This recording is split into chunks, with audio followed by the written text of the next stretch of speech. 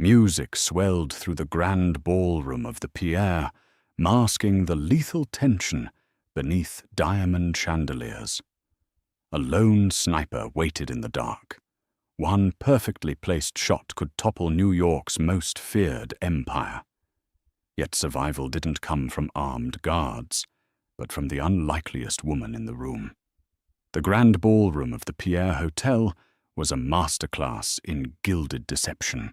Beneath the painted ceilings and cascading crystal chandeliers, New York's elite mingled with the city's most dangerous predators. It was the annual Children's Hope Charity Gala, a highly publicized event that served as a convenient, heavily guarded neutral ground for the East Coast syndicates. Eleanor Fitzgerald stood near a towering marble pillar, a flute of vintage Krug champagne resting loosely in her hand. She was the forensic accountant for the Mercer Syndicate, a woman whose brilliant mind untangled the labyrinthine offshore accounts and shell companies that kept the organization afloat. She was also a woman who commanded space.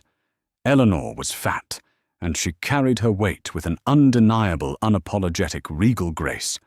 Her custom-made emerald silk gown draped flawlessly over her broad hips and thick thighs, the deep green fabric contrasting sharply with her pale skin and auburn hair.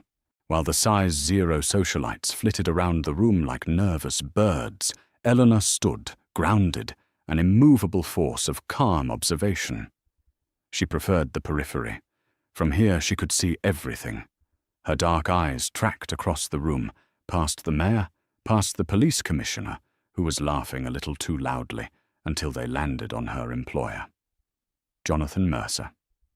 Jonathan was the undisputed head of the syndicate. At 38, he possessed a cold, terrifying charisma that commanded absolute obedience. Tonight he wore a bespoke charcoal Tom Ford tuxedo that accentuated his broad shoulders and lethal posture. He was standing near the towering French doors that opened out onto the terrace, deep in conversation with his head of security, Richard Davies. Something was wrong. Eleanor's mind was built to recognize patterns, and the pattern in front of her was completely off. Richard, a man who usually hovered over Jonathan like an anxious hawk, was subtly angling his body away from his boss. Richard's hand kept brushing the side of his jacket, tapping a frantic, erratic rhythm against his hip. More alarmingly, the perimeter guards near the terrace, usually a dense wall of muscle, had thinned out. There was a glaring 30-foot gap in the sightline between Jonathan and the dark glass of the doors. Eleanor took a sip of her champagne, her heart rate beginning to climb. Why would Richard leave the boss exposed to the terrace windows? She glanced at the heavy glass panes. The night outside was pitch black, a sharp contrast to the brilliant illumination of the ballroom. Then she saw it, a tiny, almost imperceptible flicker of light on the glass.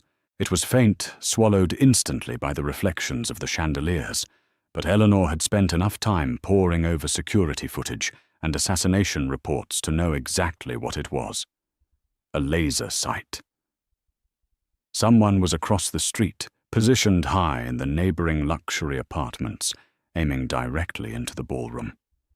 She tracked the invisible trajectory from the window to the floor. The beam was moving.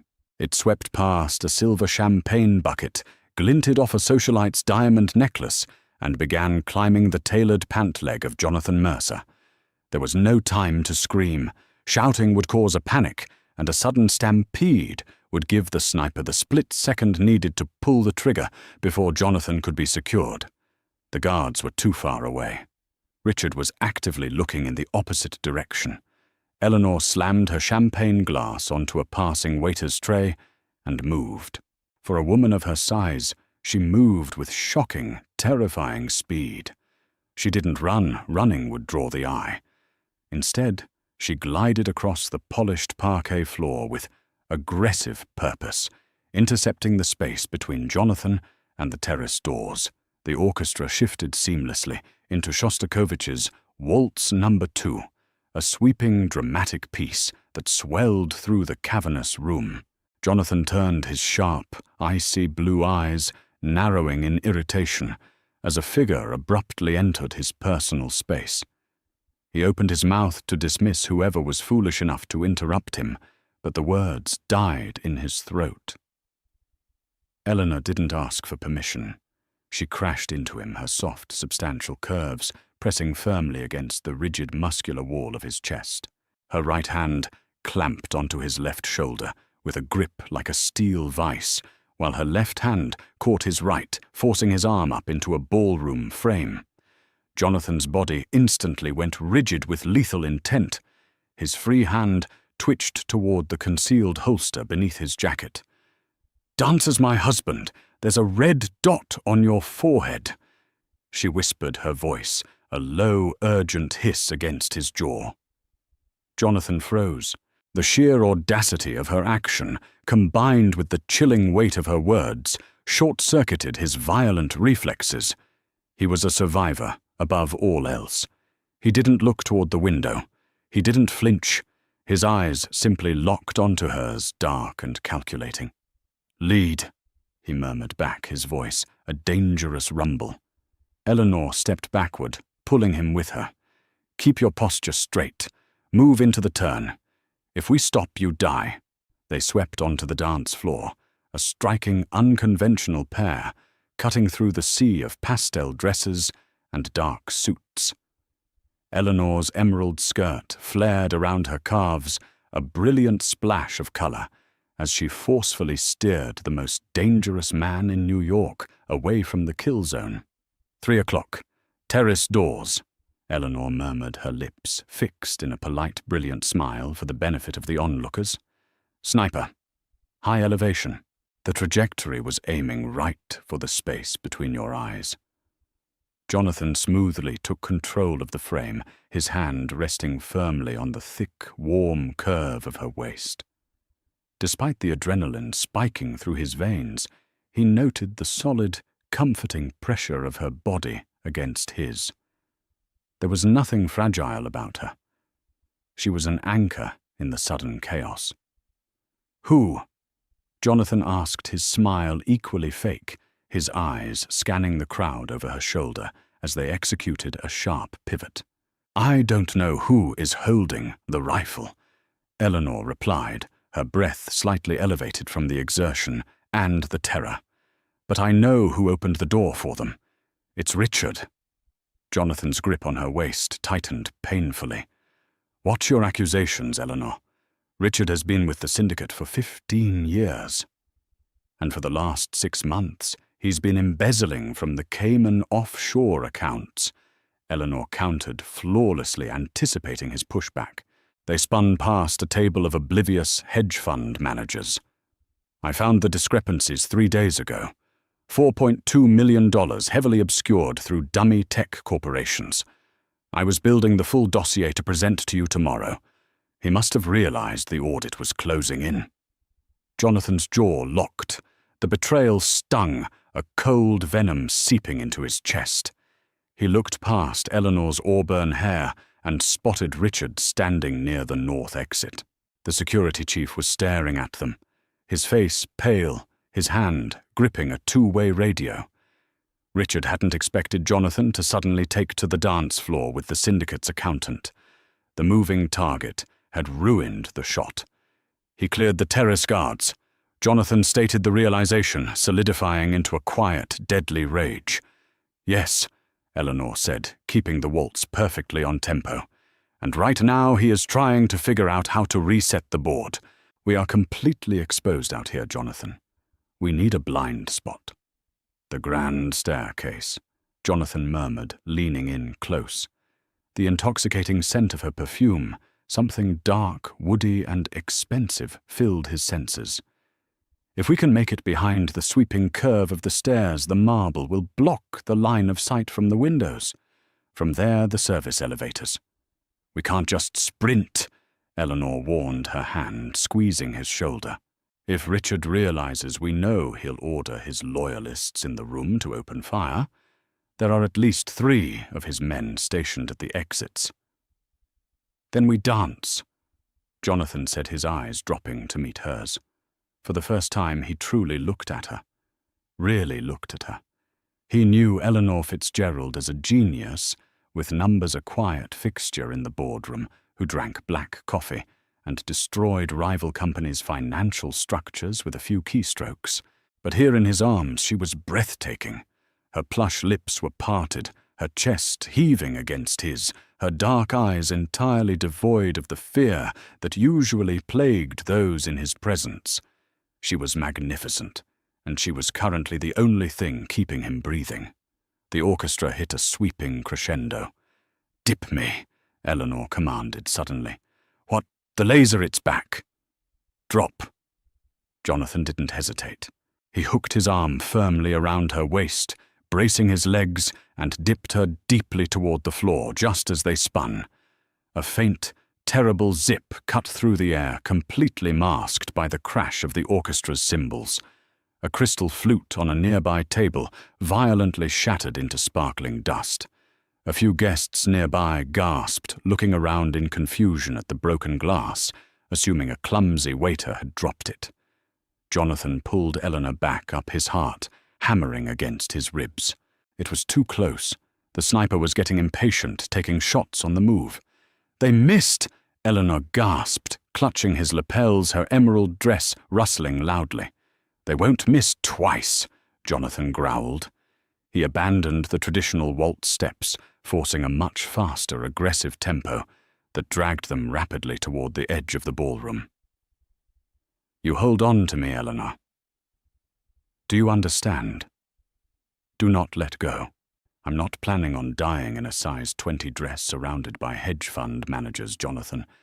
She shot back, a spark of fierce, terrifying humor in her eyes. "Keep moving." They hit the edge of the dance floor. The massive, sweeping curve of the grand marble staircase loomed 10 feet away. Across the room, Richard Davies raised his two-way radio to his mouth, his eyes locked dead onto Jonathan. He was giving the order. The silent assassination had failed. It was time for the loud one. Jonathan saw 3 men in dark suits break away from the perimeter, their hands sliding beneath their jackets, walking briskly toward the staircase. "Eleanor," Jonathan said, his voice dropping all pretense of aristocratic charm. The street-bred, ruthless boss of the syndicate bled through. "When we get behind that marble, you take off your heels and you run for the kitchens. You don't stop for anyone." "I am not leaving you." She snapped her nails, digging into his suit jacket. "You don't know the access codes to the service corridors. I changed them yesterday during the security patch. You need me."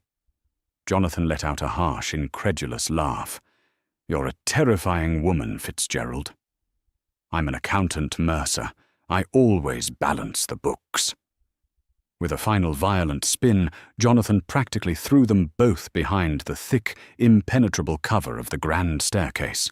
The heavy marble instantly cut them off from the ballroom's brilliant light and the sniper's line of sight. They crashed against the cool stone wall, breathing heavily in the sudden, claustrophobic shadow. Before Jonathan could draw his weapon, the deafening sound of a suppressed gunshot echoed through the narrow space.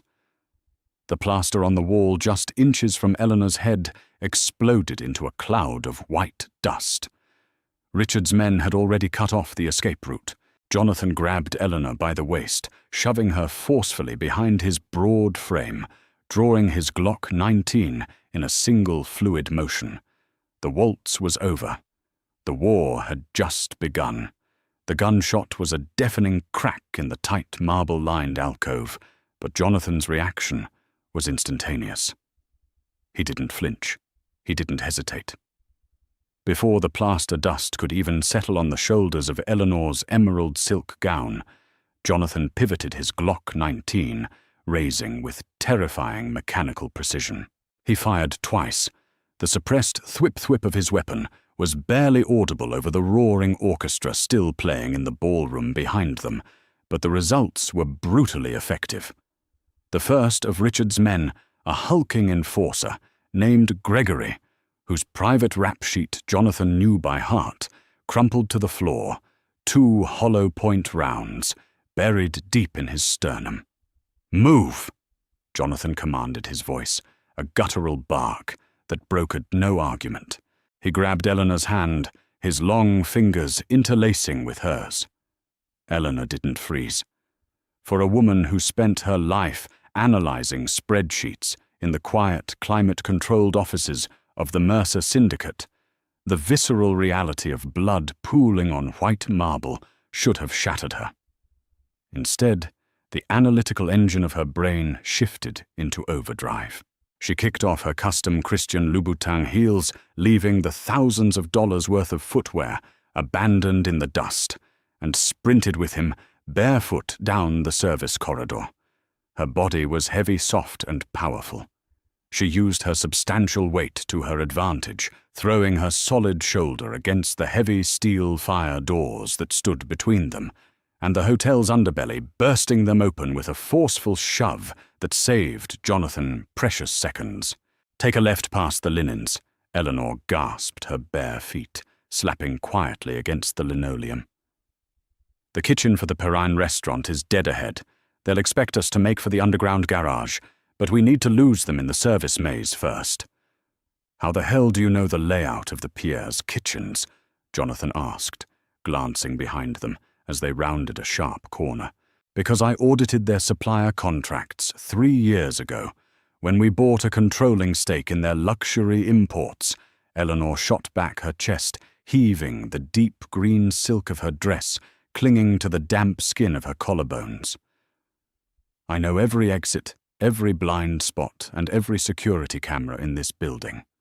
They burst through a set of swinging double doors and entered the sprawling industrial kitchen of the Perrine. The air was thick with the scent of white truffles, searing filet mignon, and panicked adrenaline. A dozen sous chefs and line cooks shrieked, scattering like frightened mice, as the ruthless syndicate boss and his gorgeous, imposing accountant stormed through their domain. "Down!" Jonathan roared as the kitchen door swung open behind them. He tackled Eleanor, wrapping his arms around her thick waist and pulling her down behind a massive stainless steel prep island. A barrage of bullets tore through the kitchen, shattering hanging copper pots, obliterating jars of imported caviar, and sending a spray of boiling stock across the tiled floor. Jonathan returned fire blindly over the counter, forcing their pursuers to duck. He pressed his back against the steel cabinets, breathing heavily, and looked down at Eleanor.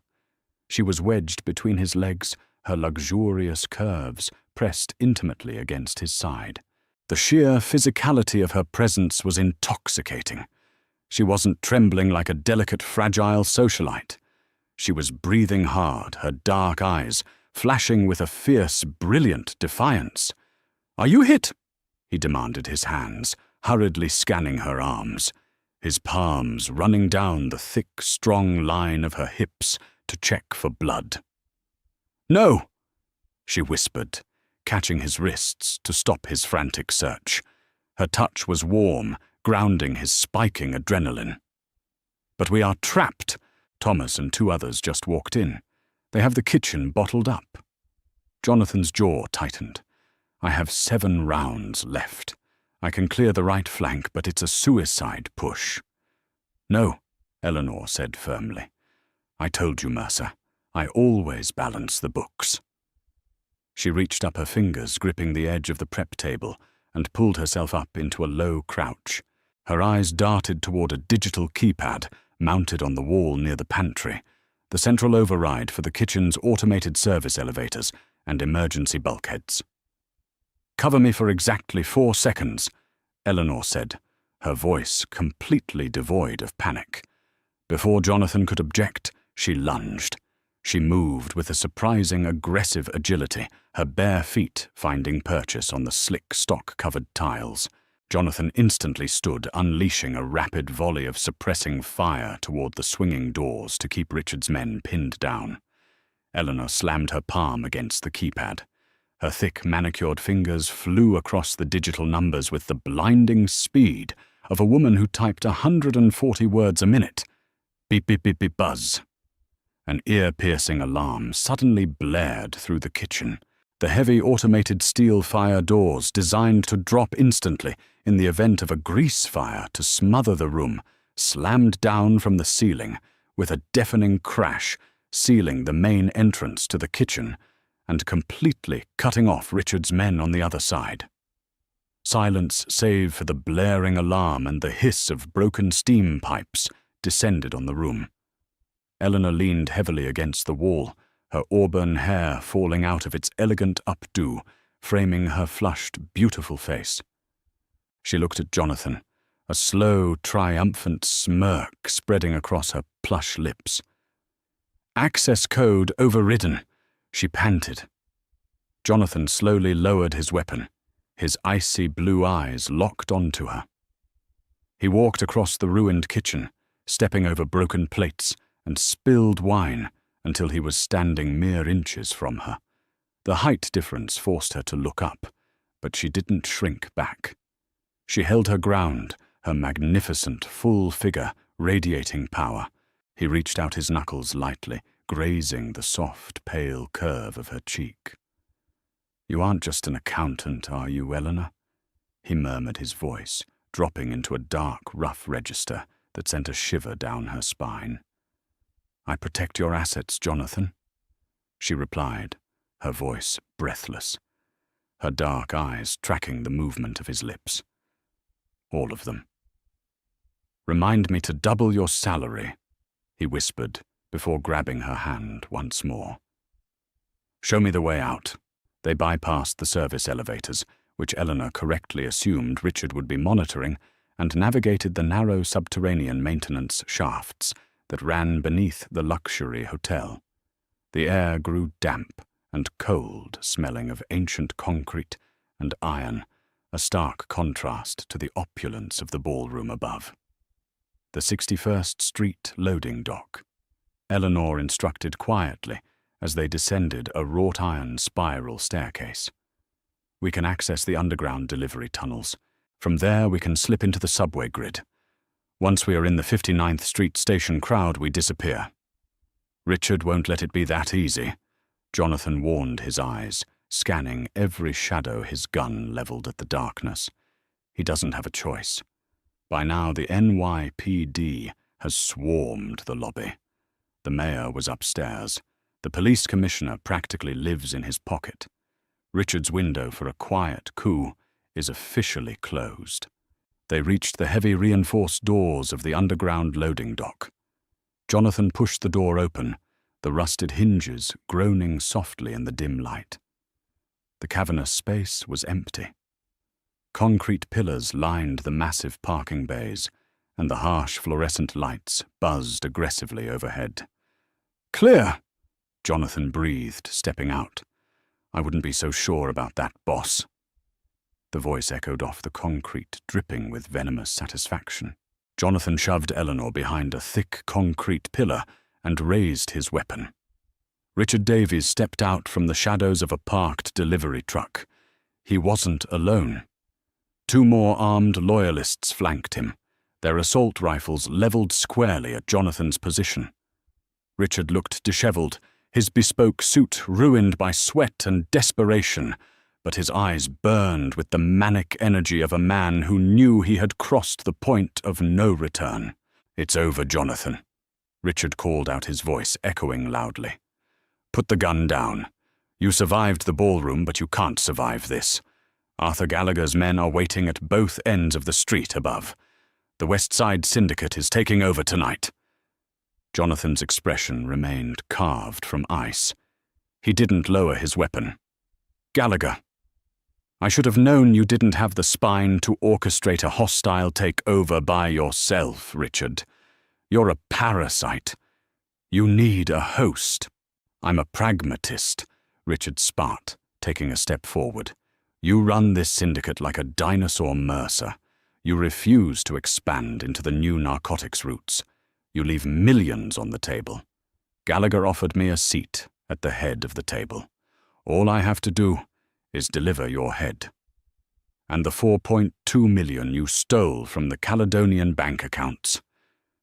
Eleanor's voice rang out sharp and melodic as she stepped slightly out from behind the pillar. Richard's eyes narrowed, a sneer twisting his features. "Ah, the brilliant Miss Fitzgerald. I should have put a bullet in you the moment you started poking around the offshore ledgers. But it doesn't matter. The money is already transferred. It's sitting in an untraceable account in Zurich." "Is it?" Eleanor asked, tilting her head, a mockingly sweet smile playing on her lips. She stepped fully into the light, ignoring Jonathan's quiet hiss to stay back. She smoothed the ruined silk of her emerald dress over her wide hips, commanding the attention of every armed man in the room. "What are you talking about, you fat bitch?" Richard snarled, his patience evaporating. Jonathan's finger tightened on the trigger, a lethal, blinding fury erupting in his chest at the insult, but Eleanor simply laughed. It was a rich, dark sound that echoed beautifully in the garage. "I found your little embezzlement scheme 3 days ago, Richard." Eleanor said her tone conversational, as if she were delivering a quarterly earnings report. "Did you really think a forensic accountant of my caliber would just watch you move the money? I didn't just audit the accounts. I rerouted the routing numbers during the security patch." Richard froze, his face draining of color. "You're lying." "Check your phone," Eleanor challenged, crossing her arms over her chest. "Check the Zurich account. You'll find it empty. Because I took the $4.2 million and I wired it directly into Arthur Gallagher's legitimate front businesses, the construction firms on the west side." Richard patted his pockets, frantically pulling out his encrypted smartphone. "But I didn't stop there," Eleanor continued, her voice hardening into steel. "I then anonymously flagged those exact construction firms to the IRS and the FBI for immediate investigation regarding massive, unexplained cash injections. The feds are raiding Gallagher's offices right now." The silence in the loading dock was absolute. "Gallagher doesn't have men waiting for you upstairs, Richard." Eleanor delivered the final devastating blow. "Gallagher is currently being arrested. You have no money. You have no backer. You have nothing." Richard stared at his phone, his hands shaking violently as the reality of his total destruction washed over him. He had been outplayed, outsmarted, and utterly ruined, not by the ruthless Mafia boss, but by the quiet, heavy-set woman who sat in the corner office. In that split second of Richard's total psychological collapse, Jonathan moved. He stepped out from cover, firing twice in rapid succession. The 2 loyalists beside Richard dropped before they could even process the shift in the atmosphere. Richard looked up, his eyes wide with sudden terror, just as Jonathan walked right up to him. Jonathan grabbed Richard by the throat, slamming him back against the delivery truck. He pressed the hot barrel of his Glock directly beneath Richard's chin. "She is not a bitch," Jonathan whispered, his voice a demonic rasp. "She is a goddamn queen." He pulled the trigger. The echoing boom faded slowly, leaving only the distant muffled wail of police sirens from the streets above. Jonathan dropped the empty gun onto the concrete. He turned slowly, his chest rising and falling, the adrenaline finally beginning to ebb. He looked at Eleanor. She stood amidst the carnage, her emerald dress stained her bare feet, dusty, her auburn hair wild. She had never looked more beautiful. She had saved his life, secured his empire, and systematically dismantled his enemies without firing a single shot. Jonathan walked toward her, the space between them suddenly crackling with an entirely different kind of tension. He didn't stop until his chest brushed against hers. He reached down his large hands, gripping her waist, pulling her flush against his solid frame. "You routed the money to the feds," Jonathan said, a smirk finally breaking through his stoic mask. "You ruthless, beautiful genius." "I told you," Eleanor whispered, leaning up, her dark eyes heavy with desire. "I protect my assets." Jonathan crushed his lips to hers. The kiss was fierce, demanding, and born of blood and survival. Eleanor kissed him back, with equal ferocity, her arms wrapping around his broad shoulders, her fingers tangling in his dark hair. In the shadows of the subterranean concrete, surrounded by the remnants of a failed coup, the king of New York's underworld finally recognized his equal. She wasn't just his accountant anymore. She was the architect of his empire, the keeper of his ledgers, and the absolute ruler of his dark, unyielding heart. Did the heart-pounding tension and unexpected twists of Eleanor and Jonathan's deadly waltz leave you breathless? This is just the beginning of their dark, passionate empire. If you loved this thrilling dive into the ruthless world of the Mercer Syndicate, don't forget to hit that like button, share this video with your fellow romance lovers, and subscribe to our channel for more intense Mafia stories. Ring the notification bell so you never miss a single lethal twist. Stay truly thrilling